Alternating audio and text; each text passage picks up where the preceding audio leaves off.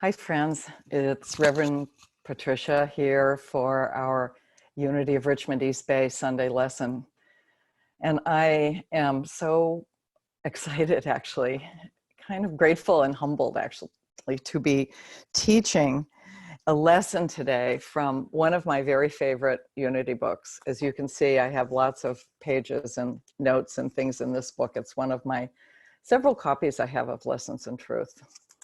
And I think it might have been one of the first books that I really read when I started Unity 30 years ago, and really began to understand how the principles of Unity work, how they worked in my life, and over time kind of transformed my life in a very extraordinary way.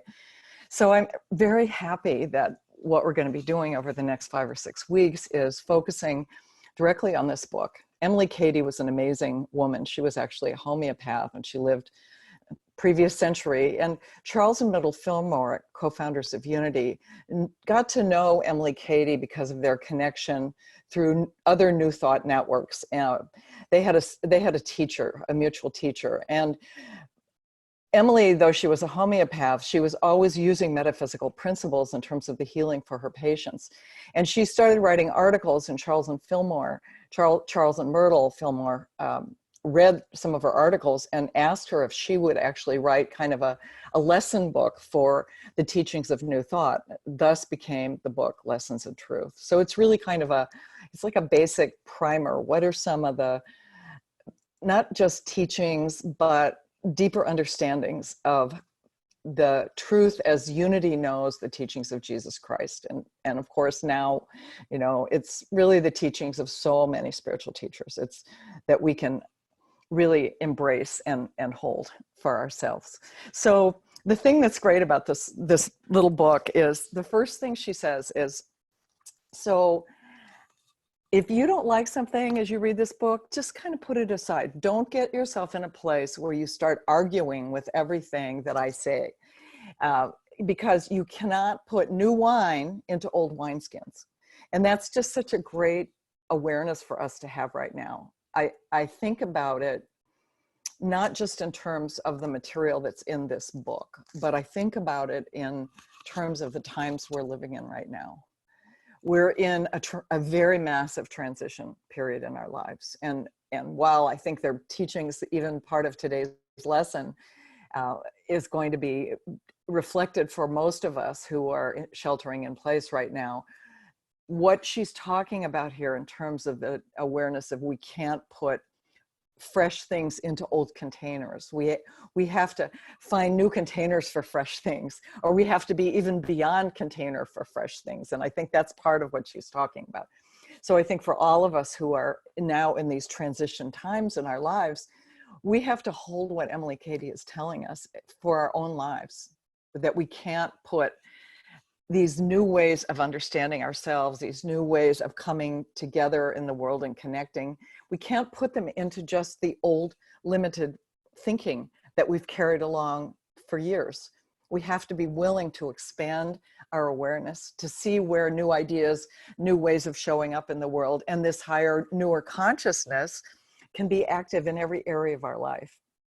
So that's, one of the first things that Emily Cady talks about in this first chapter. Now the chapter has a really interesting title. It's called Liberty or Bondage, which? Bondage or liberty, which? Which do you want? Do you want to live in the prison of your mind, the prison of your culture, the prison of your consciousness, the prison of your past, the prison of your anger, the prison of your resentments, the prison of your small self? Or do you want to live in the freedom or liberty of expanded consciousness? She basically is saying we have to, first of all, see where we are and see that these states exist in our human condition. And then we have a choice of where we want to live. So it's a very beautiful beginning to what are the lessons in truth that we learn throughout the many chapters in the book. And I think it's great the way she shares with us about this idea that for each one of us, we come to this understanding of spiritual truth, spiritual principle, spiritual awakening at the right and perfect time for ourselves. The story of the prodigal son, he came to himself. You know, he was out there eating with the swine, you know, eating things. Basically, sometimes that happens for us. We're in a place in our lives where we're not doing things that are really nurturing us. We're doing things that are destructive to our very nature, just like the prodigal son. And we haven't claimed our inheritance, just like the prodigal son. But what she's saying here is each one of us, at a certain moment in our life, we come to ourselves and we realize that it's time for us to turn away from those things and to come to an awareness of actually who we are and the inheritance that we inherit.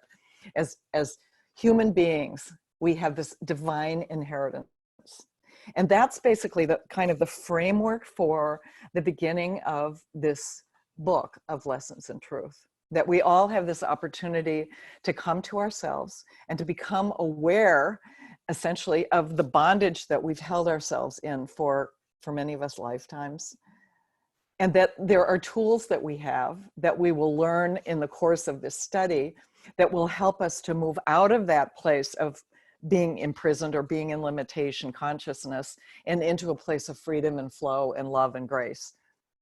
That higher consciousness, the Christ consciousness. So that's kind of the framework of what we're going to be sharing over the next few, well, basically it'll be about 6 weeks. We have a Sunday off for Mother's Day, but other than that, every Sunday we'll do a chapter.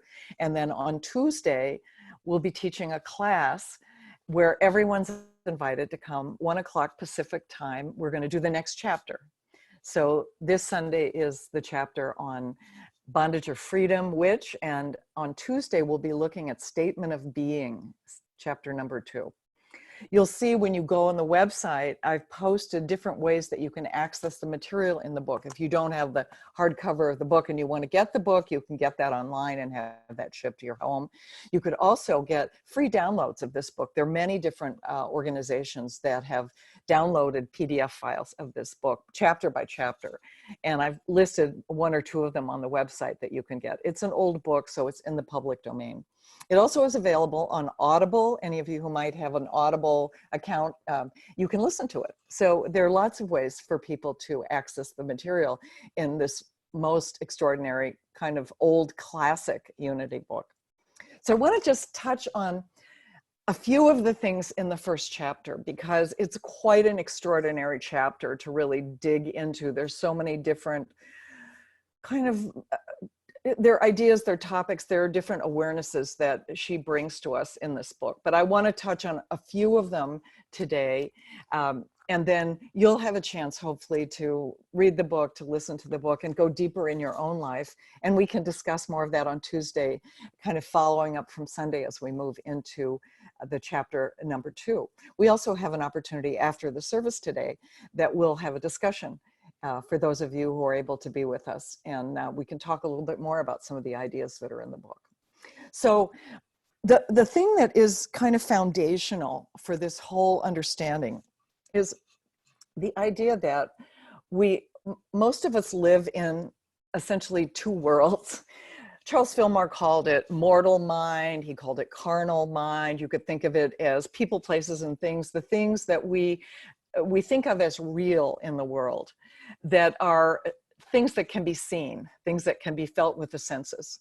This element of a world that everybody assumes is all there is, but that those of us who have tuned into our spiritual nature, when we've come to ourselves, come to realize our divine inheritance, we are aware that there's a very different world than that outer world of the senses, that mortal mind, that carnal mind that Charles Fillmore talked about. And that inner mind, that inner indwelling mind is that awareness. It's awareness of the indwelling presence of the divine.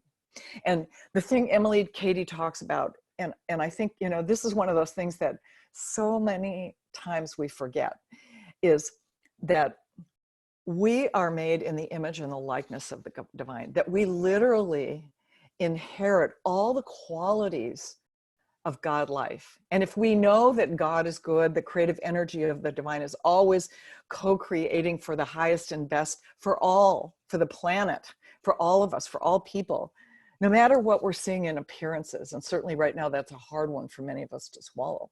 But if we can really understand that in the grand scope of life, that God the good, that omnipresent energy is available, not only in the bigger field of the God nature, but is also an aspect and the basically the foundation of who each one of us is moment to moment. Not that I have power, that I have faith, that I get love. I can get love if I really work on it, but rather that's my divine nature. And she talks about it as if God is like this fountainhead and it's literally pouring forth through us all the time. And we constantly, when we're willing to tap into that indwelling presence in the way Jesus did, when we tap into the Father and I are one, when we tap into that nature, we have access to all power, to all the love there is in the universe, to all the wisdom there is. But for most of us, you know, we're out there and, like they would say, in the loaves of fishes, looking for the loaves and fishes. We're trying to create something in the outer. We're trying to make something happen in the outer, and we're moving the chairs on the Titanic in a way. For many of us, we spend so much of our time trying to strategize how to improve our health, how to improve our relationships, how to improve our life by strategizing certain things that we need to take care of and do in the outer. When what she's saying is, yes, there are going to be things to do in the outer, but the key is for us to go within and to tap into that fountainhead of divine presence that's our unique and extraordinary nature. Well, having said that, this is the great thing that I love about our Unity teachings. And I don't know about you, but I went to other churches before I came to Unity. And we would pray in other churches. We would speak our prayers in other churches. But the thing that really kind of roped me in the first time I went to a Unity church was that the minister took us through a meditation and led us into a place of stillness. This experience of moving into the stillness of presence, this experience of deep, extraordinary connection with something greater than ourselves that is beyond words, is the very essence of our Unity tools of meditation. We have the tool of prayer. What is prayer? Prayer is when we speak to God. And meditation is when God speaks to us. And inspiration comes through. And so it's really so exciting to be in a community where not only do we read books and talk about those books, not only do we share our fellowship with one another and share in the good works that we know are ours to do and to give in the world, but that we also spend our time not only individually, but also collectively in the stillness through the power of meditation. And she's very, very pointed about how important it is for us to take time apart, to go apart in meditation. You know, we can look at Jesus and know that this was such an important part of his day. It seems like every time you're reading a story and Jesus is performing miracles or he's speaking, the next thing you know, he's gone up to the mountain. You know, and up to the mountain is that place where we go into higher consciousness with the indwelling presence of the divine.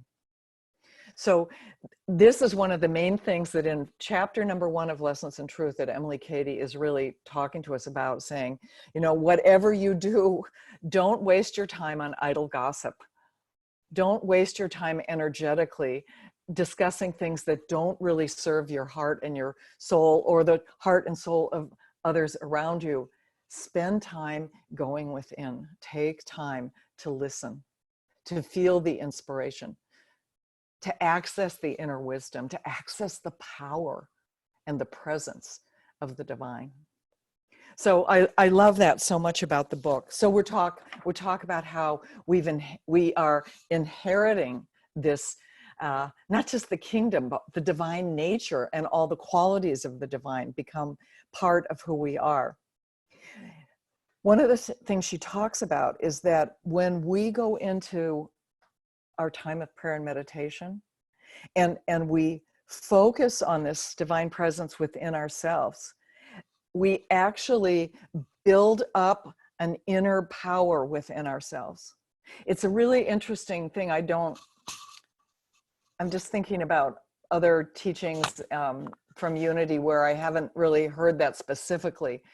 This idea that this indwelling connection that we have with the divine literally builds a presence and a power within us. And she talks about this, and I know this from my work in India, that when we are able to move into higher states of consciousness, that our very presence has an impact on the people around us.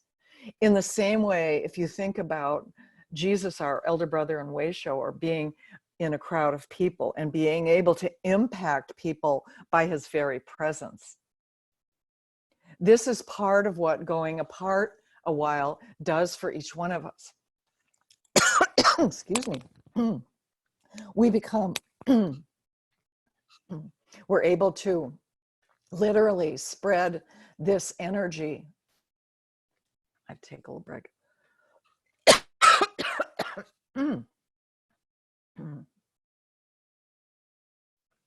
We're literally able to spread this energy among our family members, to the people that we connect with in our workplace, to our church. That's why a constellation of energy in a church can be so powerful for us. It's why we feel that strong sense of community when we're together in our spiritual communities. A couple of the things that she talks about, I think, are really, really important. She, the idea of being a human, we're human beings having not human doings, that the being is so much more important than the doing. And she talks about a couple of what I would call our states of consciousness, our awareness of our consciousness in certain aspects of our life that are so important for us. One thing she talks about is forgiveness. And I think I hear a lot of people talk about forgiveness and how hard it is to forgive.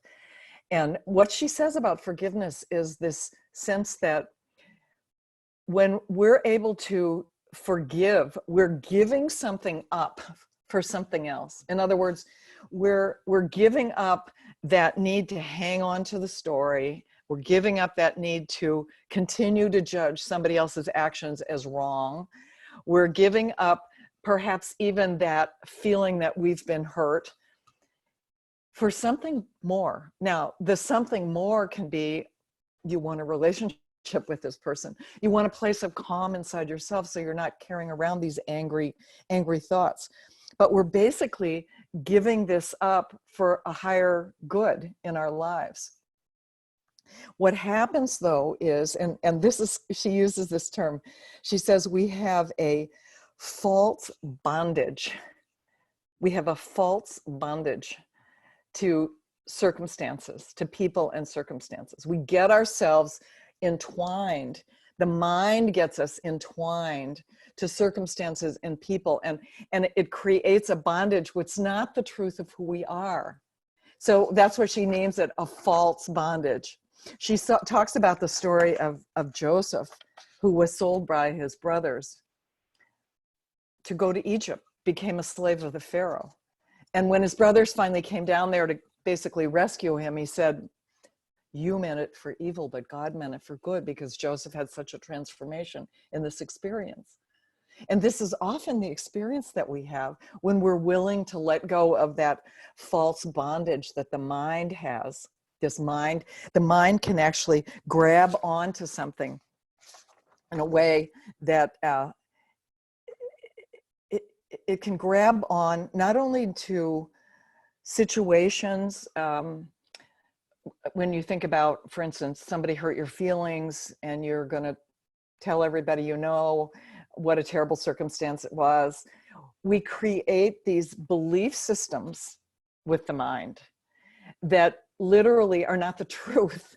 They become like a false belief system inside ourselves. And when we're carrying those around, we can't move into higher states of consciousness. It's just impossible for us to do that.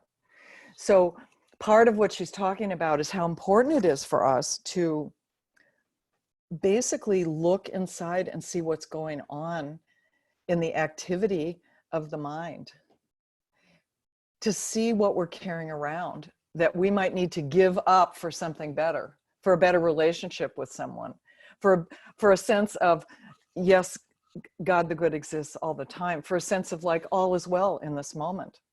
You know, what are the beliefs, like think about right now, what are the beliefs for you right now in the world that's going on? Are there some false beliefs that you're carrying around, not only about the situation, but about how you fit into that or what might happen for you? Take a look and see what those are. You know, I invite you even to maybe write down some of that and for yourself and see, you know, what are some of the belief systems that I've been carrying around since we've been sheltering in place. A lot of what we want to do is we want to run away from those patterns of circumstance that cause us to kind of have to look at ourselves and look at what we've been believing and what we've been seeing about not only our own nature, but how we fit into this God life that we live and exist in. We create a plan, we create a strategy, we want to escape, or we escape, you know, with TV, eating, too much exercise, not enough exercise, you know, too much on the phone, not enough on the phone, Facebook, all these different things that we can use as a way of escaping from this opportunity that we have right now to really own the presence, to feel that indwelling presence of the divine. And this is, you know, this is why this time for us is so powerful and so carries so much potential and possibility for all of us, because it gives us an opportunity to literally move out of this limited way of thinking that many of us have been carrying. You know, limited thinking around our prosperity, for instance, limited thinking around our age and what we're able to do based on the numbers of years that it says we've lived this lifetime. Limited thinking around sickness, around sense of depression, around what we see out in the world. I mean, the world right now, there's a lot of disease. There's people suffering economically, suffering with lack of food, lack of funds. We see all these things in the world.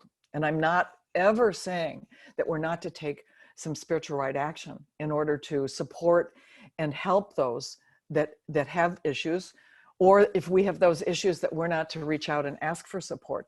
But what I am saying, that what Emily Cady is saying, is that in order to take right action and to make decisions based on the divine nature that is who we are, we need to first tune in to that indwelling presence. We need to move away from anger, betrayal, distrust, frustration, confusion, all of these mental constructs that literally we could call the bondage of the false belief systems that we have, and move into the place of higher consciousness that connects us into a place of deep love, of spiritual power, a place where we can connect in with the divine presence and know, yes, the Lord is my shepherd, I shall not want. Where we can know God is my defense and my deliverance. Where we can know I am one with the powerful, loving presence of the divine. And from those higher states of consciousness, when we don't have the busyness that grabs us in the limited state of bondage, we're in a place of vast unfolding possibilities. Possibilities of creative mind action, possibilities of taking spiritual right action, which might be to call a friend, you know, which might be to sew a mask, which might be to make a contribution to some organization that's supporting people, which might be to reach out to a neighbor and bake some cookies. I don't know what it is. But when we're able to still ourselves into these indwelling presence, into that place that we inherit, the consciousness of the divine, the Christ nature of the divine, the way we show up in the world is very, very different. We move out of this limited, my friend calls it I jail, when we're in that limited thinking. It's all about me. It's all about what I want. It's all about my anger. It's all about why I'm upset because you did that. It's all about, I only have this much. Where we can get ourselves out of that limited thinking, that limited bondage,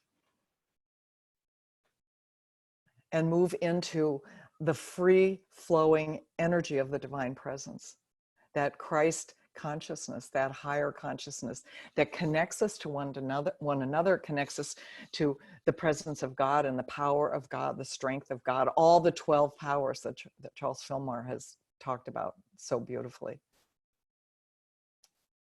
So this is a great time for us. I just believe it's an extraordinary time for all of us, because if we choose to, we can go within ourselves and we can look more deeply at the relationship we have with the God of our hearts. We can connect more deeply and see what is emerging for us as inspiration, without the need to actually take action and go out in the world and do anything right now, but simply be in this place. It's like we're on the mountaintop with Jesus. And sure, we come back down and we do the things we need to do in our lives. But that's part of the thing that's so great about unity. Unity is never about stay on the mountain. They're not saying sit around and meditate all day. You're not living in an ashram. You're living your life all the time. You're taking care of your family, you're feeding yourself, you're being a good steward of the resources that have been given to you, both the physical resources, the financial resources, but also the spiritual resources and qualities of mind that are yours to offer in the world. It's about living a life, and that's exactly what Lessons in Truth is helping us. Lessons in Truth is about living our lives more fully, understanding the power and the presence of the Christ nature within each one of us. So I'm really excited to be doing this with you, to be sharing all of these lessons with you. We've got next Sunday is thinking. It'll be interesting to take a look at thinking with you. And we'll be having a discussion after the service. So any of you who have the book, that would be really great.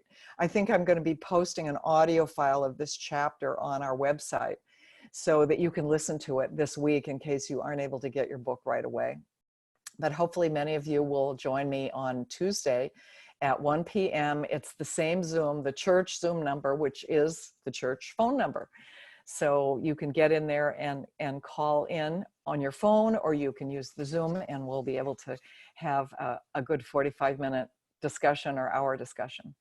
Anyway, namaste, everyone. I look forward to our time together Sunday, and also to checking in with many of you on Tuesday.